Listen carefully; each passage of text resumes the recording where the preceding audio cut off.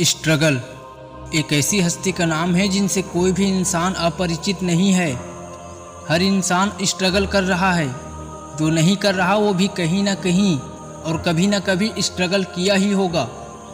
मगर इस दुनिया में एक ऐसा इंसान भी पैदा हुआ जिसने अपने स्ट्रगल के बारे में कभी सोचा ही नहीं कि मैं और स्ट्रगल नहीं कर सकता।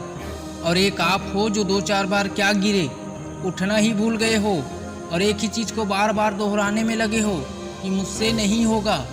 मगर इस दुनिया में एक ऐसा जिद्दी इंसान भी पैदा हुआ जिसने कभी नामुमकिन शब्द जाना ही नहीं, जिसने इतने सारे स्ट्रगल और इतने सारे फेलियर्स के बाद भी लड़ते रहे। 12 फरवरी सन 89 को जन्मे एक ऐसा इंसान जिसका जन्म सिद्धांत था उस मुकाम को पाना जिसे लोग सपनों में देखते हैं।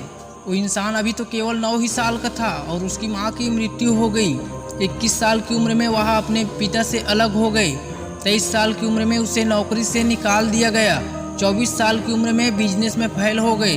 26 साल की उम्र में उनकी प्रेमिका की मृत्यु हो गई। 27 साल की उम्र में डिप्रेशन में चले गए। 34 साल की उम्र में चुनाव लड़ा लेकिन हार गए।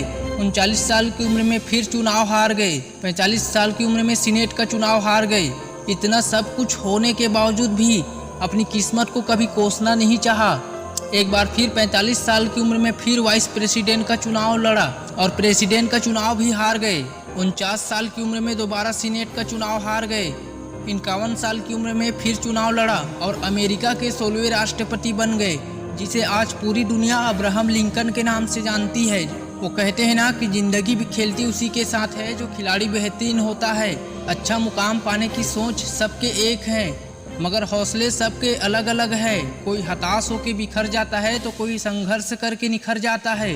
दोस्तों, अगर अब्राहम लिंकन की जगह कोई और होता तो कब का हार मान चुका होता, मगर इस इंसान ने कभी हार मानना सीखा ही नहीं।